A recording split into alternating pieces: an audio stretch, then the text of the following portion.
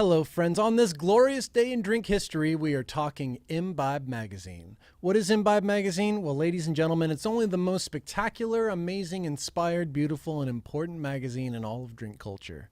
And that's coming from a guy who dabbled in the medium. Yes, Imbibe is to drink culture what Sports Illustrated is to sports, what the Wall Street Journal is to Wall Street, and what Time Magazine is to, well, time.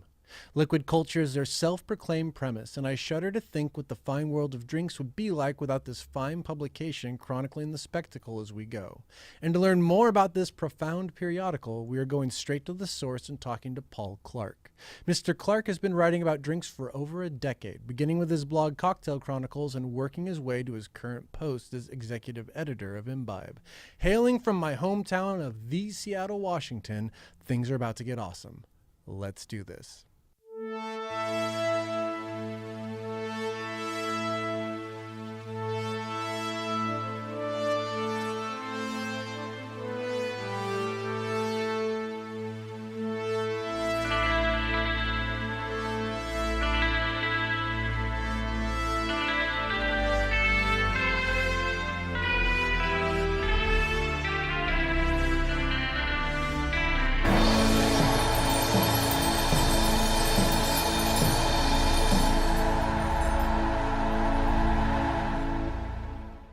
This episode of the Educational Drinking Show is sponsored by Westland Distillery, which proudly makes American single malt whiskey. What is American single malt whiskey? Well, in the case of Westland, it's whiskey that's made in the tradition of Scottish single malt, but matured more in the American style of whiskey.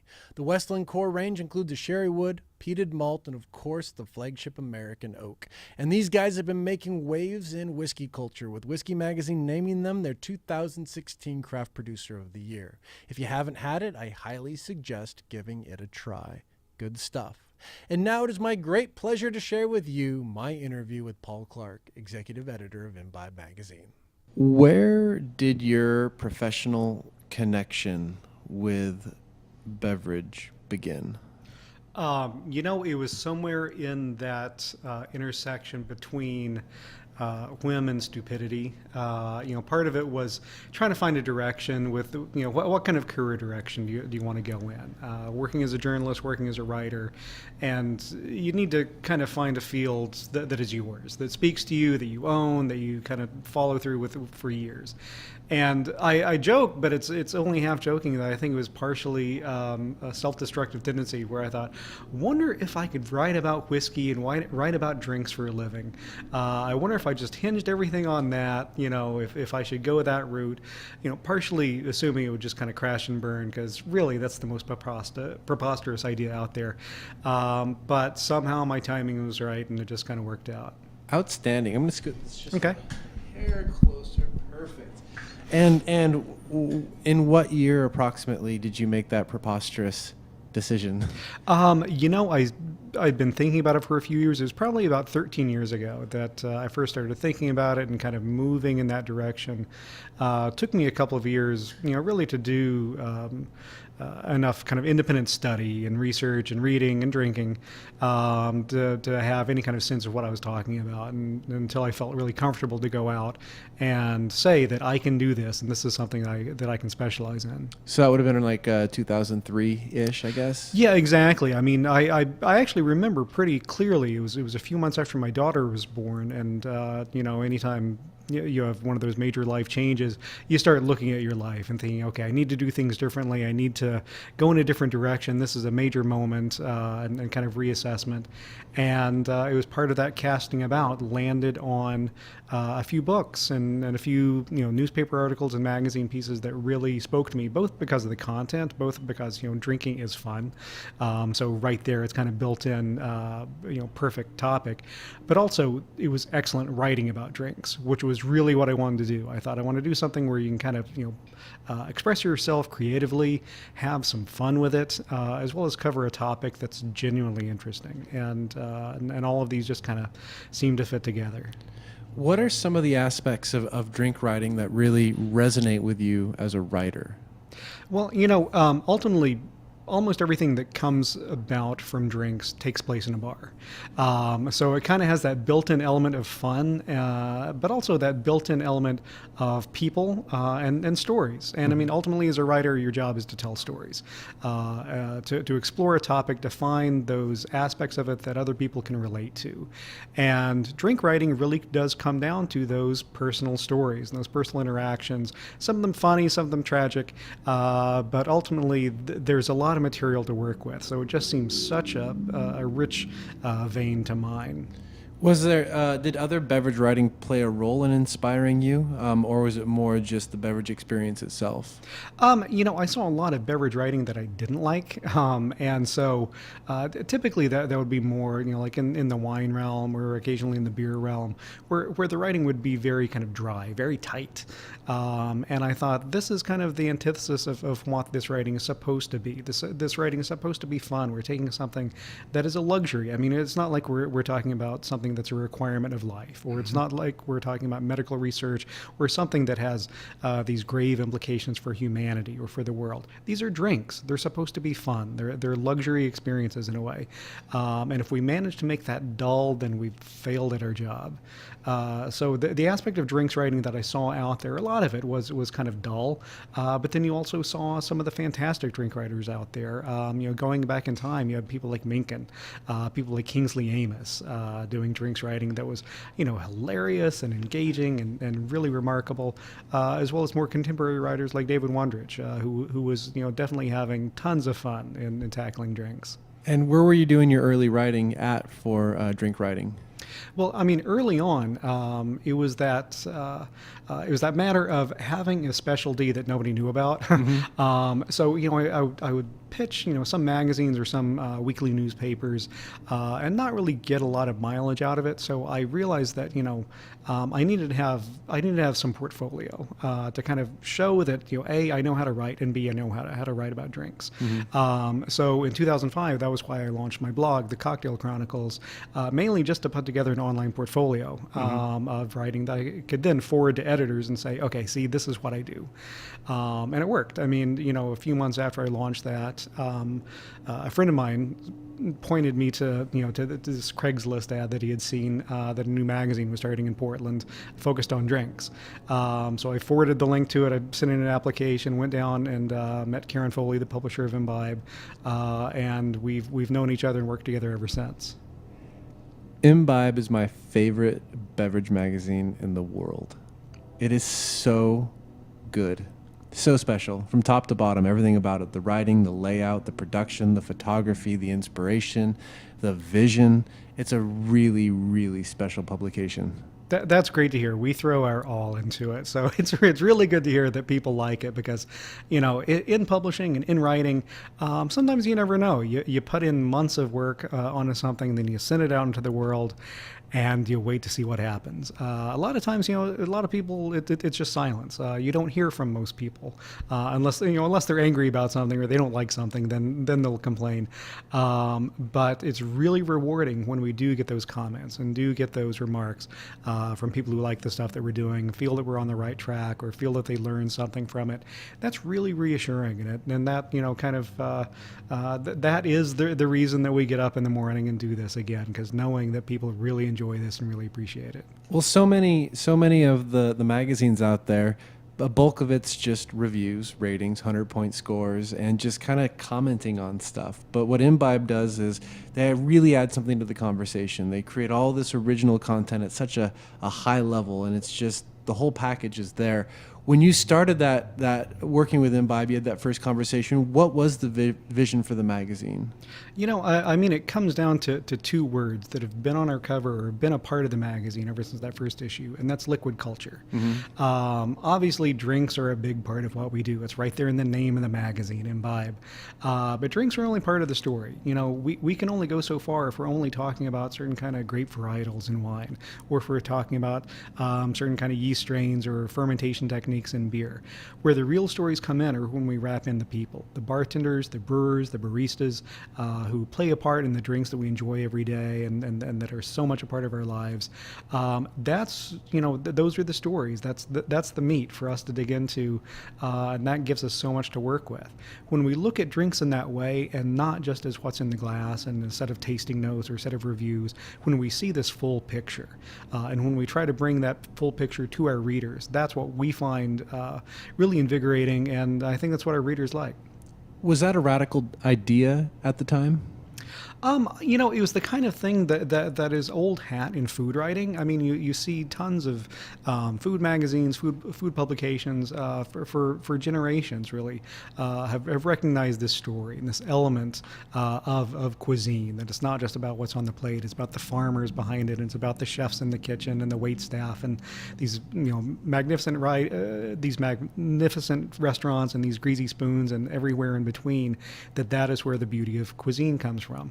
We didn't see that so much in drinks, at least not in the world 10 years ago when Imbibe launched. So it was kind of a radical departure. It was taking a lot of the things that we saw in food writing and food journalism and applying that to the drinks world. When you started writing with Imbibe, were you also writing elsewhere as well? Oh, sure. I started off as a freelance writer for Imbibe with issue number 1 in 2006. And I was a freelancer for Imbibe and a contributing editor for Imbibe right up until about 2.5 years ago when I came onto staff. And all along the way, I was writing for a number of other publications, websites, both on drinks as well as on anything else. Like any other freelancer, you write about whatever somebody pays you to. But Imbibe was always my constant, and drinks were always my constant for the last decade.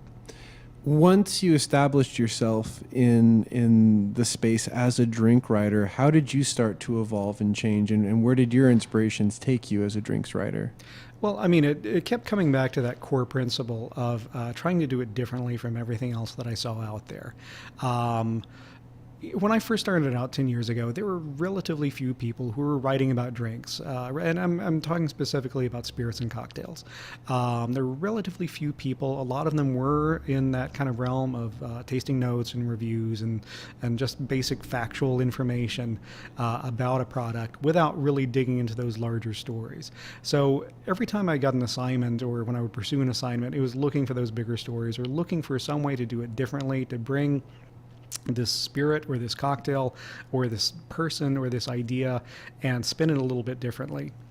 Give some kind of fresh perspective on what people were experiencing. And how has Imbibe, from your perspective, kind of evolved over the years? Well, when we first launched in May of 2006, we're celebrating our 10th anniversary right now. Our 10th anniversary issue just dropped. And I think in putting together that 10th anniversary issue, it gave us an opportunity to kind of look back a decade ago. To you dig out issue number 1, and you think, oh, that's charming. We wrote about mezcal, without any idea that certain categories like mezcal would take off and just become these giant monster kind of things over the course of the decade. And you can replace mezcal in that sentence with virtually anything. The cocktails. You can take single malt whiskey, put that in the plug. You can put different kinds of beer or different kinds of coffee approaches. I think what happened was when we launched, it was a very specific time in culinary history, if you will, in the United States, and especially for drinks. And, of course, nobody realized at the time exactly where we were, that this entire thing was just about to blow up.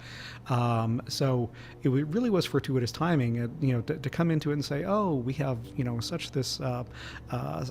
such a wide world to explore without really realizing how much wider that world is about to become. Mm-hmm. It blows my mind. You have all these wine magazines, all these beer magazines, you have a couple of the hardcore whiskey magazines, but cocktails, there's just not a lot out there. Yeah, when we first came out, there wasn't really anybody doing it. You would have a column, in one of the whiskey magazines. You did see some elements. The men's magazines like Esquire or GQ had known about it for years, and of course, Esquire had Wondrich working on it for a while. There were some other kind of plants out there that showed that suggested the direction that this could go. The New York Times had their shaken and stirred column that William Grimes had written, and then William Hamilton, and then Jonathan Miles came in. And that was really kind of early on. I mean, for myself, first coming into the profession, that was something interesting for me to watch, because it showed that, the newspaper of record had something related to cocktails. They didn't do it frequently. It was maybe every couple of weeks or maybe once a month, but they were paying attention to it. You also have the San Francisco Chronicle a couple of years later, which always had, one of the nation's top wine sections, and wine writers, obviously being in Northern California, really paying attention to spirits and cocktails. So it was encouraging to see some of these daily newspapers that were paying attention to it. But in the magazine realm, once you got outside of like the men's magazines and lifestyle magazines, you didn't really see much in food magazines. Maybe at the holidays, how to make a Christmas punch, but that was about it. Can you tell me about your current role at Imbibe? Yeah, I'm currently the executive editor. So basically, myself and a team of editors work on all of the content that goes into the magazine and the website. We have a digital content editor, Emma Jansen, who's based in Chicago. Basically, if you see it online, then she has a hand in that. We all play certain roles in different aspects of the publication. Most of my job, most of what I do, is in digging into the feature well. All of those big features that you see on cocktails, or on wine, or on beer, or coffee. It's myself working with, finding some of the better writers around the country who really know these topics and really know how to write, and trying to figure out what's going to make a compelling issue to put it all together. How does your work inspire you differently being an editor versus a straight up writer? It was a little bit of an uncertain transition, to be honest. It's as a writer, you're going into things and you're always kind of, you talk to somebody or you taste a new thing and you're trying to wrap a story around it. You're like trying to, see the ABC in your head of how you're going to tell this story. I still do that to a certain degree, but it's also, looking at things in a larger arc, really. Like if I taste a new whiskey, or if I taste a new rum, something about that product may speak to me, but also may remind me of something that we're talking about when we had a coffee conversation or a wine conversation. And so I can try to tie these disparate threads together a little bit and really try to see larger story connections and say, okay, it's no longer a matter of just, trying to figure out how to tell this in a 2,000-word feature, but can I tie an entire issue of the magazine together on these threads that we're saying? Like if we take this kind of interesting thing in whiskey, match it to that thing in coffee, and then run a wine story that somehow intersects in there, can we make a coherent and recognizable package with that? So it's still storytelling. It's just kind of on a different level and training my brain to approach it in a different way. Outstanding. And I see we have whiskey just appearing. We have a whiskey angel. Excellent. Just dropping whiskey from the sky. He doesn't appreciate being called a whiskey angel. He's not sure what to do about it. He's just going to walk away. So at this stage in the game, how do you guys at Imbibe view yourselves? What is your role in the culture? What is the responsibility that you have with the platform that you've created? And what are you guys trying to achieve at this point? How are you pushing what you've created further? Well, it's that whole kind of forest for the trees thing. When you're right in the middle of it, then you're not really sure exactly where you stand. It's kind of hard to get a sense of perspective sometimes. But I think, especially with us having reached our 10th anniversary now, because it's that time of looking back and taking stock and getting perspective. And I think we see, a drinks world that has really evolved. And evolved is almost a lackluster word to use for it, because it's changed so dramatically in so many ways. And a lot of the time along the way, we've both chronicled that, but I think we've influenced it to a certain degree. I mean, we've through the stories we've run, through the personalities we've approached, we've really kind of brought some of these messages out there, spread them to bartenders and to drinkers across the country, and that is, in some ways and in some different fashions, helped drive the evolution further. So I think what we're looking at now as we enter our second decade, how can we continue to take these stories but also expand them? How can we dig deeper? How can we look at drinks in our culture from a more 365 perspective? So that's really the trick. When you think back to the body of work and all the work really that Imbibe has done, is there anything that you guys as an organization are really proud of in terms of contributions that you've made to the culture? Oh, absolutely. I mean, I think, along the way, we've been very fortunate to find and to work with some of the most capable, some of the most knowledgeable, and some of the most talented writers covering these subjects. It's given us an opportunity to kind of let them run free, to take the topic and really go the direction they want to go. And that way we can tap into their expertise. I'm thinking of people like Josh Bernstein, who is our contributing editor, has written about beer for Imbibe since very early on. I don't know exactly where in the process he came in, but I think it was 2006, 2007, somewhere very early on he came in. More recently, we have folks like Wayne Curtis, who has come on board as a contributing editor just recently. Robert Simonson, contributing editor to the magazine. And it gave myself, as a writer, an opportunity to kind of dig into some of the nerdy things that I was only talking about with bartenders or online. Gave me room to kind of explore those. And then, it's interesting. You'll see an issue of Imbibe come out, and then 6 months or a year later, you'll see drinks on menus around the country. You're like, hey, I know where that came from. So that kind of, resonance is always interesting to see. And I think we're going to continue to see that. And I'm curious, as we continue to change, continue to evolve, to see how these things further take shape. Are there any articles that you've written at Imbibe that you're particularly proud of? I went through everything we've done over the last 10 years and everything I've done over the last 10 years, trying to find, some of the things that really kind of spoke to me. There were some things that I like, I think it was probably the second or the third issue of Imbibe, I wrote a very short piece, almost a forgettable piece about vermouth. But the thing was, this is 2006, and nobody was talking about vermouth in 2006. I mean, Carpano Antica hadn't blown up and shown up in every Manhattan that was being poured at, Milk and Honey or at Bourbon and Branch. Nobody was really taking this seriously. And so going back and looking at that and kind of remembering that planted a seed in my brain that, aperitif wines and vermouth is actually pretty cool.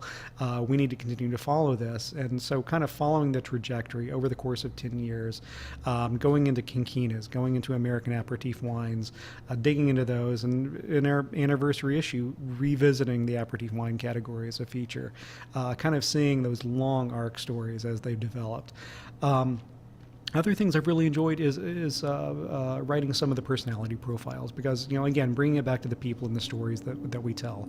In our first year out there, I wrote a profile about Jeff Berry, and at the time only the kind of like diehard tiki nerds were aware of Beach Bum Berry, but this was just as his next book was about to come out with all of his secret recipes that he'd managed to wrangle away from the survivors of Don the Beachcomber and Trader Vic's and putting those out there. So visiting some of those and bringing people to light and really kind of pushing them into the spotlight at a very fortuitous time. Those are things that I appreciate going back and looking at and saying, yeah, we had perfect timing with that. I have so much respect for Karen Foley, obviously founder and publisher of Imbibe. Can you tell me a little bit about your perspective on her and her contribution to beverage culture? Well, absolutely. I mean, she's the founder and publisher of Imbibe. And so when she pulled everything together in 2006 to get this up and rolling, I mean, it really was this tremendous effort because not only was it saying, oh, maybe coffee is interesting and cocktails are interesting, maybe people would like to read about it. She actually managed to pull a full business together around this and make it work and make it roll. But along the way, we've seen it continue to kind of grow and develop in different ways through events like Negroni Week. Negroni Week started basically just kind of a conversation around the office. Oh, we should do something, some kind of charity event. What would we do? I don't know, Negronis. What about Negronis? People like Negronis. It was almost something that simple. And now we're at the point where literally thousands of bars around the world participate in our annual Negroni Week fundraising effort for local nonprofits and local charities. So to see that the way that it kind of continues to develop and the way that she has come up with things and guided things over the course of 10 years, it's really impressive. And then you're a Seattle guy. I live in Seattle. Imbibe is based in Portland, and I was when I came on board, we realized that it would work for me up here, and it would be another way for us to have somebody outside of Portland. As I mentioned earlier, we have Emma in Chicago, so first the Northwest, next the world. But yeah, it's being in Seattle has also been really interesting to see the way our local drinks culture has developed. From 10 years ago when the only bar I would really kind of trust on a cocktail level to a certain degree was Zigzag Cafe, and now I've totally lost track of how many people, how many places have opened up that are doing really dynamic cocktails, and our craft distilling movement here in Washington State. Of course, Washington now has, I think, more licensed and operational craft distilleries than any other state in the country. Seattle is at the heart of that, obviously, and to see what's been happening here has been so exciting, but also, kind of disconcerting to realize everything is just going on right around you. And politics seems to be a major influence and something of great interest to the local bartending community here. Whether it's politics influencing craft distilling and helping that happen, or the end of the state-run liquor stores and the whole privatization of that, or the new minimum wage law and how that affects bars. It seems like so much is in flux here. Oh, absolutely. It brings it back to that point about where the story about drinks doesn't end at the edge of the glass. There are so many kinds of outside influences that have a bearing on the way that we drink and the way that we live our lives in relation to drink. It can be something like the minimum wage, which is going to have a bearing on what kinds of bars succeed, how do they succeed, how do they make it work. Things like our liquor privatization bill that passed a few years ago that dramatically drove up costs for a lot of bars. Again, how do you succeed? How do you make it work under that kind of situation? As well as the local distilling boom. It's 10 years ago, you didn't really have any local spirits on your shelf. You might have some Washington wines and some local craft beers, and that was your local connection. But the gin was all it was all from London. Now the whole map has changed. And it continues to change, and it's changing even faster and more dramatically than before. So it is possible to go into bars now and kind of see this little, microcosm, and kind of figure out who are the people here, and from looking at the products on the shelves and looking at the cocktails that are being poured, and realize that this is a completely different, micro environment than a bar just down the street. What are you drinking these days? I usually drink the way that we're working, Yeah. because I find my patterns going. If I'm reading about it, or if I'm editing work on it all day, then usually I'm gonna start sipping that at night. So right now I'm drinking the way that we're going for a summer issue, but more recently, I had been going. I think one of the things that being an editor in Imbibe has encouraged me to do is to venture outside of my normal comfort zones.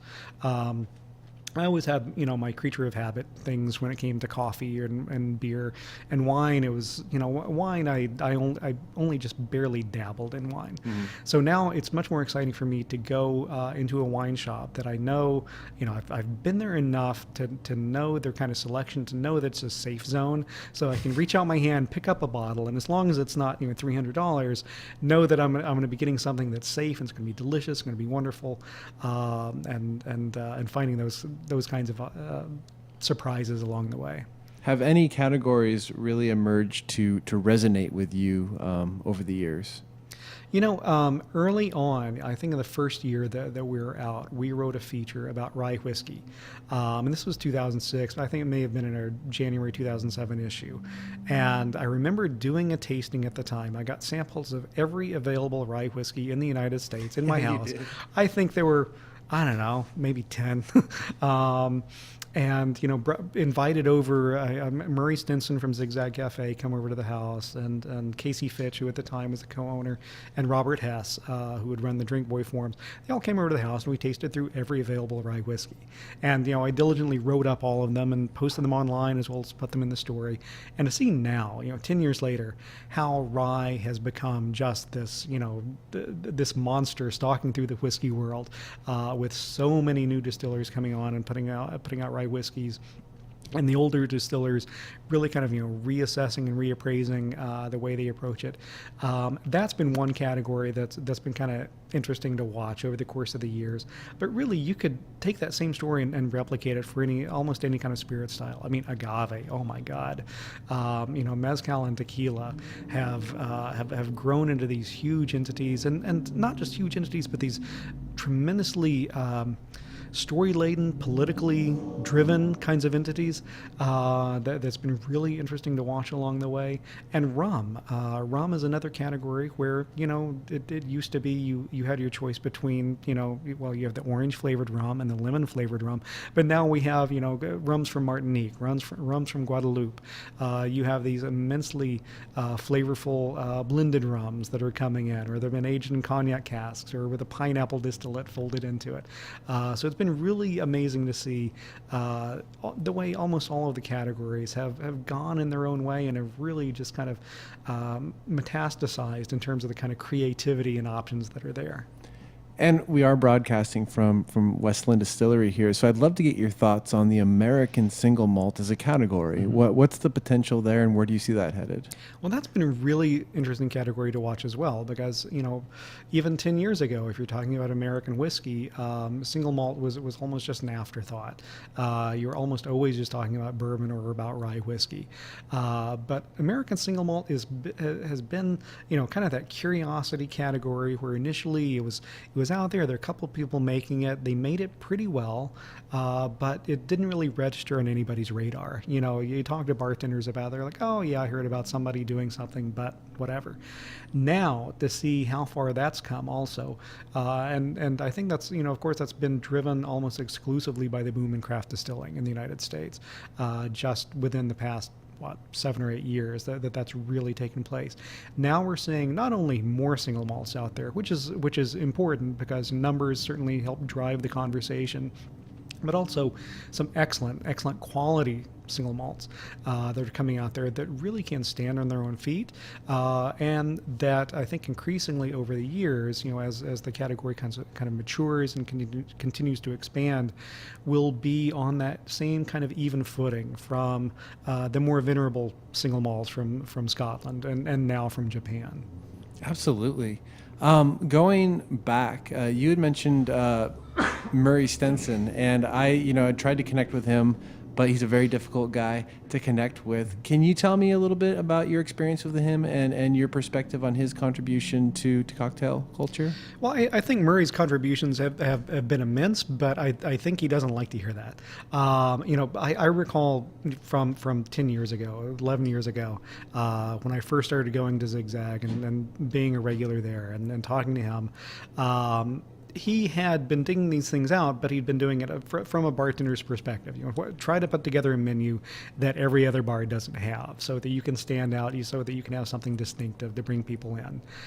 So when the cocktail thing came about, and we started paying a lot more attention to the composition of our cocktails and the way that the bartenders were doing things, I think in a way it was kind of valuing the work that they'd been doing for so long, but at the same time it was missing the point. Mm-hmm. And I think Murray, better than anyone else, knows that sometimes it very much misses the point. Mm-hmm. That you're at the bar not necessarily to sit there and try to get this wonderful pre-prohibition obscure cocktail that is perfectly balanced and perfectly jiggered and made with just the right kind of ice and served in the right kind of glassware. You're actually there to meet friends, or to talk to somebody next to you, or talk to a complete stranger, and just to have a good night out. So that whole kind of package is always been what he's always tried to emphasize, and that's been always kind of his contribution. But the cocktails were just kind of a subset of that. What does the future look like for you? What haven't you done that is still on your radar to pursue in terms of drinks writing? Oh, goodness. That's a good question. I mean, we have our things that we're trying to sort out for Imbibe for coming years. For myself personally, I see some categories that I want to continue exploring as I write. I mentioned earlier that for our anniversary issue, I wrote a feature about aperitif wines that has been a kind of a long-standing interest of mine, and one that I think is catching on with a lot of other people, a lot of other bartenders paying attention to it. That's a category I plan to continue to explore. explore and to follow how it comes along. I have a couple of other things that, kind of some subsets and elements of the drinks world, but also looking more at cultural aspects. As I said from the beginning, the thing that has appealed to me about drinks writing is about the people and the stories and everything else that revolves around drinks. So I have a couple of other cultural things I plan to explore in the years to come. When you look at how far the culture's come in just the last decade and a half, where can it go from here? What does the next 10 to 15 years look like? Man, that's the big question. It's hard to say. It could continue just growing at such a massive rate and kind of twisting and turning in all kinds of ways that none of us can forecast. Or, this could come crashing and burning down. We could be like, wine coolers were in the 1980s. And 2 years from now, nobody would be caught dead drinking a last word. It remains to be seen, but I think there is so much going on from the distilling side, so much going on from the cocktail side that it has a lot of momentum going on right now. So I don't really see it slowing down anytime soon. How do you guys approach that as an organization at Imbibe? Because, over the last 10 years, you were really catching a wave, and I think the culture was really growing with you. But so many of your readers are so much more experienced, and the culture is supporting that in terms of what's available at bars. How is the magazine, I guess, evolving with the culture that it serves? Yeah, we're looking at that as we're reaching our anniversary, thinking that the readership now is much different than what it was 10 years ago. Our readers understand a lot more. It's a much more knowledgeable, much more educated group of people that we're talking to, which is great because they've come along with us for a long time. And I think we realize that we no longer have to explain everything. We can take certain amounts of education, certain amounts of knowledge that are internalized among our readers, and we can go, okay, let's go a little bit more graduate level with some things. Let's go a little bit deeper, get a little bit more complex with our stories, knowing that our readership has a certain base level of understanding. So I think, it can be constraining in some ways to say, oh my God, what are we going to do now? We've done so much over the past 10 years. But really, it opens the door for us. We can go in so many other directions because I think we know that our readers will come along with us. And lastly, we had talked about American Single Malt a little bit earlier. We are broadcasting here from Westland. Any perspectives on the work that they're doing here, whether it's in the context of the American Single Malt category or Seattle or just being a whiskey distillery? Well, I think the Northwest is really whiskey country. I don't know if it's the climate or the people or some combination thereof, but whiskey has always felt very much a part of the Pacific Northwest kind of culture. And so to see a single malt whiskey like the single malt distillery like Westland function here is really rewarding to see this kind of whiskey coming out here, and especially when they're looking at the local aspects of it in terms of the grain, in terms of the barrels, in terms of the peat. Seeing that kind of connection and seeing it come through in a quality whiskey is really exciting to see. Good to hear. And thank you for taking the time today. As you know, I can't say enough how much respect I have for you and Karen and Imbibe and everyone that works with you guys. A culture can really only be as good as the people that support it. And a magazine such as Imbibe is such an important arbiter of culture and does so much to further it. So thank you for all of your hard work and everybody at Imbibe for putting out such a spectacular magazine. It really, really is a very special thing. Absolutely. Thank you so much. Yes, until the future, until we cross paths Indeed. again. Cheers.